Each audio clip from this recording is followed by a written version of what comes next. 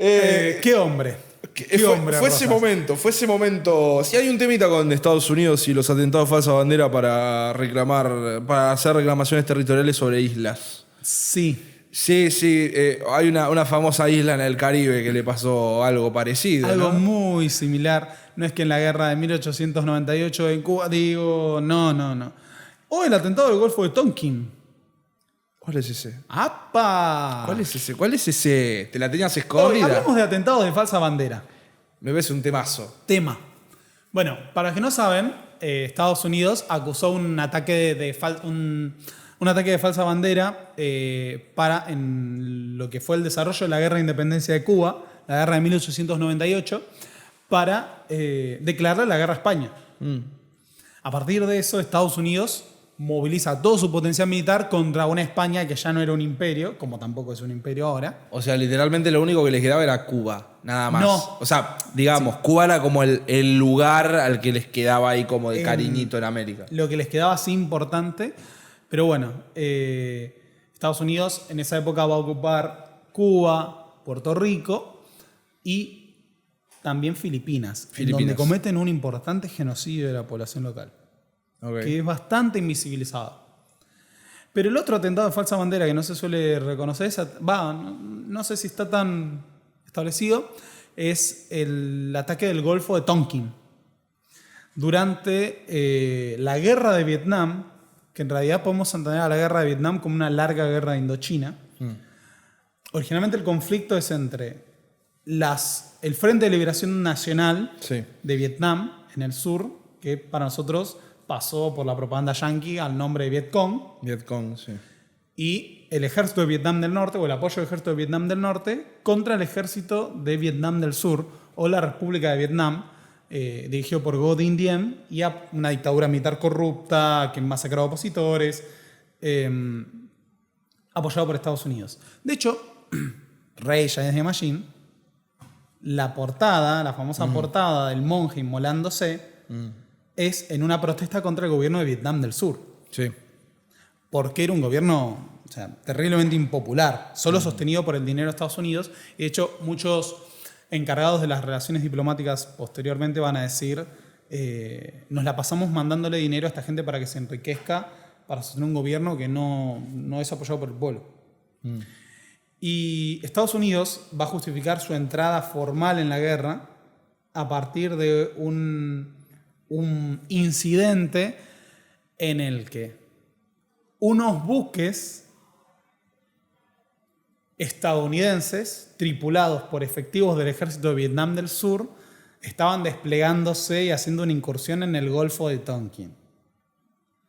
Las tropas de Vietnam del Norte las atacaron y las destruyeron. Pero el ataque se presentó como las tropas de Vietnam del Norte atacaron buques estadounidenses. A partir de ahí se inicia una larga sucesión de bombardeos, crímenes de lesa humanidad que rozaron el genocidio, masacres de población civil y una ocupación militar terrible, utilización de armas químicas. Y así todo, corriste en Saigón. Corriste. Ay, qué cosa la guerra de Vietnam, loco. La guerra de Vietnam es... Perdón, voy a meter un chivo. Sí. Hay un video de Historia para Millennials que es Vietnam, Revolución y Guerra, que son más o menos 3 horas de toda esta historia y lo recomiendo mucho. Está muy bien, está muy bien. Porque hay mucha gente que no dimensiona todo lo que fue la guerra de Vietnam. Todo lo que fue el proceso revolucionario y guerra en Vietnam. Porque la dignidad del pueblo vietnamita es increíble. Y Bong Yang Yap básicamente la usaba de bufanda. Sí, porque creo que es una de las grandes resistencias del siglo XX. Hablamos de una población que entre 1941 y 1978 se enfrentó y derrotó sucesivamente a el Japón imperial, Francia, Estados Unidos, Camboya y China. Sí, creo que tiene que haber varios. Vietnam básicamente anduvo en pija en el siglo XX. Sí, O sea, es increíble. Perdón por las groserías, ¿no? Pero, No. Sí, pero- bueno, es que si no hablamos de que alguien ande con el pito de bufanda, es que no puedo concebirlo de otra todo eso manera. lo hizo, todas esas victorias militares fueron dirigidas por Bong Yen-yap, que fue o sea, vos tenías a Ho Chi Minh, el gran líder político, el gran líder militar es Bong Yen-yap. ¿Sabes qué era Bong Yen-yap? ¿Qué era? Profesor de historia. Son todos iguales, los profesores de historia son todos iguales. Profesor- O sea, cuando usted tiene un amigo que es profesor de historia, tenga cuidado, porque no solamente está ahí para enseñarle historia a los niños. Está ahí cuando le des la oportunidad, te armó una célula, ¿entendés? Te armó una célula clandestina de acción directa y asesinatos reivindicativos. O sea, vindicativos, perdón. Hay que reivindicar los asesinatos vindicativos. Hay que reivindicar los asesinatos vindicativos. Eso quería decir. Pero sí.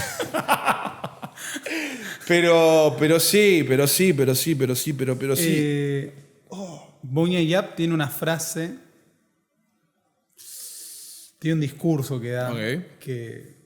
perdón, esto merece ser buscado.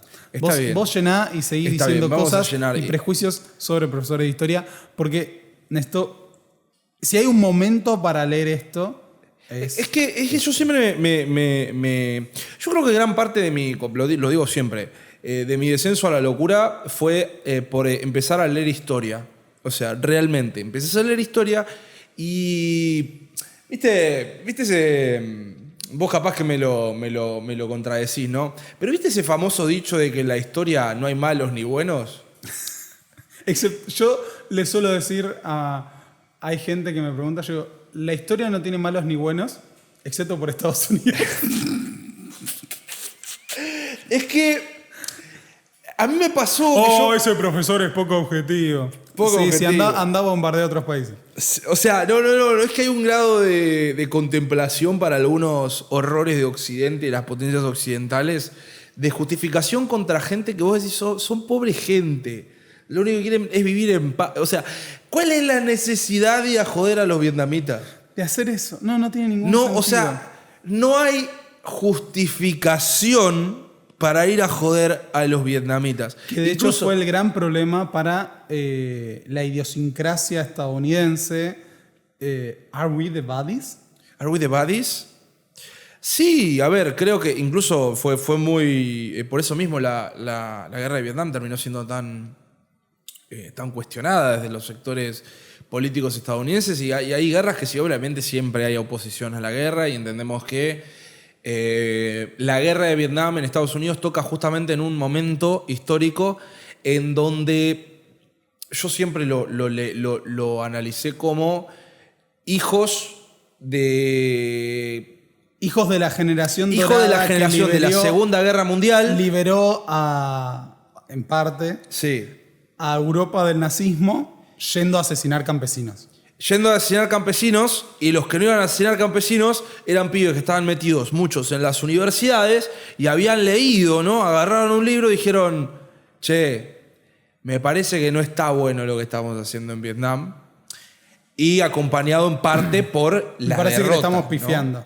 Me parece que estamos pifiando y no está tan bueno. Y de hecho hubo grandes momentos de represión por parte de Estados Unidos a los grupos que se resistían a... Nada pasó en la Universidad de Kent. Sí, en muchos lugares, hay muchos lugares. Tenemos los mártires de Chicago B2 también, que eran en torno al... Chicago, tenemos los 12 de Chicago. No, primero tenemos los 7 de Chicago. Los 7 de Chicago. Que son los de la masacre de High Market. Pero después se ve que tiene una fijación en Chicago con el número 7. Yo calculo que seguramente fue tipo el fiscal Luciani diciendo quiero 12 años de condena. Yo creo que quisieron hacer algo simbólico también. Y a partir de lo que fueron los disturbios, ¿no? De lo que terminó en los juicios de los 7 de Chicago en la década de los 60, creo que fue 69 me parece. Si no me confundo, que también enjuiciaron a 7, que eran básicamente un poco eran de los cabezas, los más importantes de las diferentes agrupaciones que se estaban manifestando en la conferencia demócrata, creo que fue el 69, principalmente para pedir la desmovilización de las tropas de Estados Unidos en Vietnam, y que fueron reprimidos de una forma estrepitosa y que después los enjuiciaron, y un juicio que fue vergonzoso realmente. No, lo que han hecho con opositores o con, por ejemplo, los miembros del partido Black Panther, pensémoslo así. Uno dice, oh, no, la Unión Soviética asesinó a opositores. Malcolm X, asesinado. Martin Luther King, asesinado.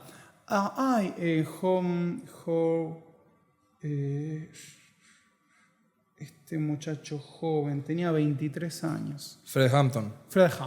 Sí. Fred Hampton, Panteras Negras, asesinado en un operativo del FBI en el que supuestamente se resistió cuando entraron a su casa repentinamente. Cuando estaba durmiendo. Y lo cagaron a tiros. Sí, de hecho, en el juicio de los 7 de Chicago también había un muchacho negro. No recuerdo bien si él era Pantera Negra o los Panteras Negras se plantaron y dijeron, este de los nuestros. No, era Pantera Negra. Era Pantera Negra. De hecho, él es el de la frase... es verdad. No podés frenar la revolución. Exactamente. Y fue toda una movida que a veces ni siquiera se ignora por completo ese tipo de no represiones. pude encontrar el discurso de Goñi Yap y me siento espantosamente mal. Te sentís sucio. Me siento sucio. Pasa que, de hecho, me pasó la otra vez hablando con un par de compañeros ahí en México, que hay un gran estigma, y bien correspondido, ¿no?, en Latinoamérica de atribuir los tiempos de represión ideológica a las dictaduras. Sí. Para nosotros es fácil determinar. Fácil, ¿no? Nosotros decimos, esto fue una dictadura, obviamente dictadura mal, dictadura violenta, dictadura represiva, y después hay gente que te lo va a buscar y justificar diciendo, creo que fue necesaria la dictadura porque vivíamos en un clima de guerra, y todas las pelotudeces que vayan a decir para justificarlo. Pero qué difícil a veces es hablar de represiones, por ejemplo, cuando estamos hablando de gobiernos democráticamente electos. O no tanto con el caso de México, que obviamente no eran electos, pero... Fraude, ¿no? De grandes tendencias históricas. Las buenas costumbres de los gobiernos conservadores. Esa época en la cual las oligarquías conservadoras podían perpetuarse en el poder mediante el fraude y nadie juzgaba. Nadie juzgaba porque... O bueno, sí juzgaban, pero no tenían la capacidad de expresarlo. Sí. No, me parece terrible que no lo juzguen al día de hoy. Eso es lo más terrible. No es simplemente... Bueno, en ese momento no había la capacidad política de poder manifestarte, organizarte y que no te hagan cagar a los tiros. Pero hoy en día, que haya gente que reivindique a la generación del 80. La Argentina es granero del mundo. Granero del mundo. Ojalá que agarres un fierro y te agarre corriente ahí porque estaba cargado. Estaría muy, muy bueno que esa gente viviera en un conventillo usando la misma habitación para comer, cagar, tener relaciones sexuales, dormir con toda su familia. Y con 4 familias más. Ropa con otras familias compartiendo, sin baño y sin cloaca. Ojalá, porque eso es lo que nos hace... Para explicar que Argentina es la primera potencia mundial y el país más rico del mundo. Ese revisionismo histórico no les copa, ¿viste? No les conviene, no les sirve, no funciona y estoy a punto de rendirme. ¿No está la frase? Me voy a rendir. Tal vez solamente la frase no existe y fue parte de un sueño húmedo que tuviste. No, es una frase que la he leído, la he usado en más de una clase porque es... te emociona. ¿Te emociona? No es chiste, tipo... Decís... Fíjate en Google Imágenes. Capaz de sale una imagen de Joker o algo, pero... Ya sé dónde la tengo. Ok.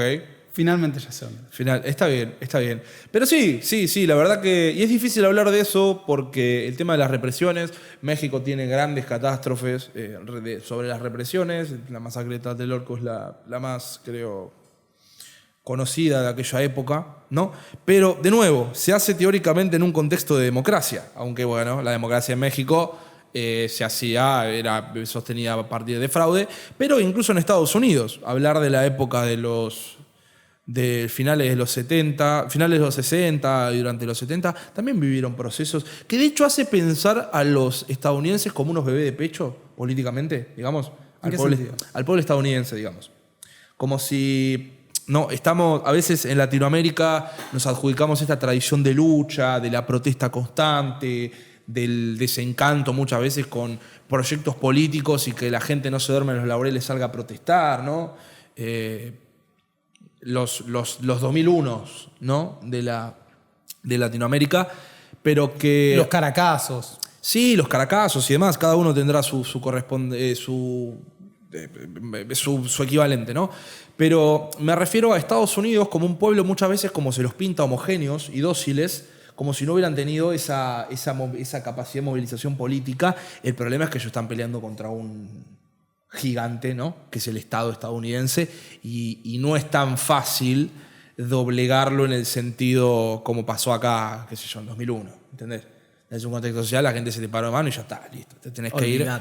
En Estados Unidos lo único que lograron fue de hacerlo renunciar a Nixon, y ni siquiera por presión popular, por presión de la prensa, ¿no? Después de Watergate, pero hay masacres, y también hay represiones horribles y que históricamente nunca se las habla, y eso hace a veces pensar que Estados Unidos es como si no hubiera oposición. En La Estados masacre Unidos. está en 1920 en la comunidad africana de Tulsa, Tulsa, amigo. que fue invisibilizada históricamente. Y hablamos de que mataron a cientos de personas. Sí, de hecho lo de Tulsa... Fue como un gigantesco pogromo, entre comillas, de afroamericanos. De hecho, Tulsa es medio como, no voy a hacer la equivalencia, pero me refiero a la movida de derechos humanos en reivindicación a la lucha de las víctimas, ¿no? Que está un poco como eso de acá cuando hablamos tema de desaparecidos, que se pedía que se hagan ADNs para básicamente esclarecer todo lo que pasó. En Tulsa pasa exactamente lo mismo. Tipo, en Tulsa es como no preguntes ni digas qué pasó en Tulsa, ¿no? Y hay todas unas movidas como para decir, bueno, mira, a ver si vos sos familiar de alguien de los que estuvo en Tulsa y demás, para hacer una... Encontré la frase ¿La encontraste? y necesito leerla. Léela Perdón por esto. Sí. Nunca. Creo que es la primera vez que me pongo a buscar algo así y no va a volver a pasar. Está bien. No, es, Pero lo tengo que leer. El humano normal no hubiera aguantado a esta altura, 22 programas. Nací en una colonia donde mis padres soñaban con ser libres, aunque jamás lo vieron. A los 30, tomé las armas para luchar contra los japoneses a los que vencimos. A los 42, expulsamos a los franceses y fuimos libres por fin. Pocos años más tarde, nos invadió la primera potencia mundial. Todos nos dieron por muertos, pero resistimos.